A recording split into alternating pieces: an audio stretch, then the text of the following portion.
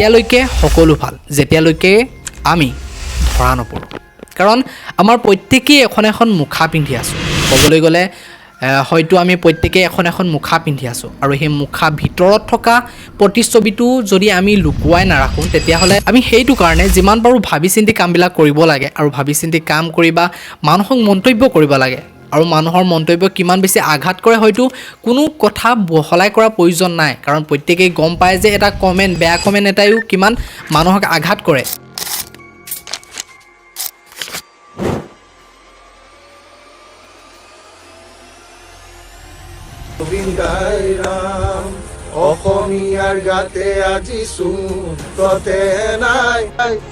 যিনেকি বৰ্তমান ভাইৰেল হৈ আছে ভিক্টৰ দাসৰ যিটো পিটন খোৱা বুলি ভিডিঅ'টো ভাইৰেল হৈ আছে ভিডিঅ' মানে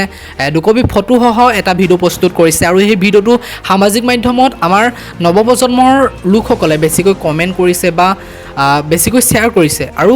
সেই ক্ষেত্ৰত সেইটো একদমেই পুৰণা ভিডিঅ' আৰু যিবিলাকে ক্ৰিয়েটিভিটি বা ভিডিঅ' ক্ৰিয়েট কৰে তেওঁলোকে ইমান বেছি তললৈ নমা কোনো প্ৰয়োজন নাই কাৰণ যি নেকি বৰ্তমান ভিক্টৰ দাসে মহিলাক প্ৰহাৰ কৰি বৰ্তমান পলাই আছে লুকাই আছে তাৰ ফলত ইমান বেছি হুলস্থুল কৰাৰ কি প্ৰয়োজন তেওঁ যিহেতু লুকায়ে আছে আমাৰ সকলোৱে মানে বিভিন্ন ধৰণৰ কমেণ্ট বক্সত গেলাই দিছে মানে একদম হুলস্থুল লগাই দিছে কাৰণ ইমান হুলস্থুল কৰাৰ প্ৰয়োজন নাই এতিয়ালৈকে পুলিচে বিচাৰি পোৱা নাই ক'ত আছে এতিয়া ভিক্টৰ দাসৰ যিটো ভিডিঅ' ভাইৰেল হৈ আছে সেই ভিডিঅ'টো জানিব পৰা মতে 2023 চনৰ AC পোষ্ট ইলেকশ্যনৰ চিন বুলি জানিব পৰা গৈছে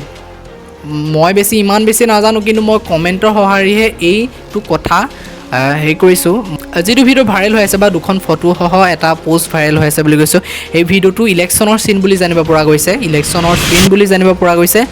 এনে হুলস্থুল কৰি লাভ নাই এইটো কাৰণ আগৰ ভিডিঅ' হয় আগৰ ভিডিঅ' এটা ভিউজৰ কাৰণে তেওঁলোকে ক্ৰিয়েট কৰিছে নতুন এটা হেৰি কৰি ক্ৰিয়েট কৰিছে যাতে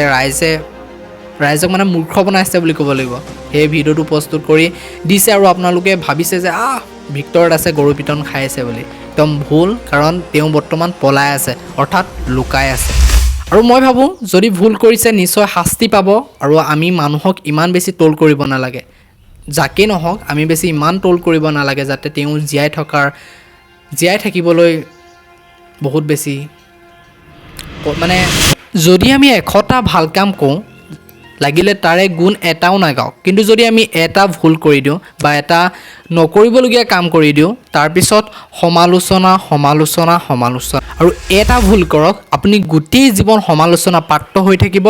আৰু ইমানেই বেছি ট্ৰল কৰিব আপুনি জীয়াই থকাৰ কোনো শব্দই বিচাৰি নাপাব আপুনি প্ৰত্যেকেই এখন এখন মুখা পিন্ধি আছোঁ আৰু সেই মুখা ভিতৰত থকা প্ৰতিচ্ছবিটো যদি আমি লুকুৱাই নাৰাখোঁ তেতিয়াহ'লে খুব বেছি সমালোচনা কৰি একো নাপায় কাৰণ ইমান বেছি সমালোচনা ট্ৰল কাকোৱে কৰিব নালাগে ভিক্টৰ দাস বুলিয়ে নহয় বা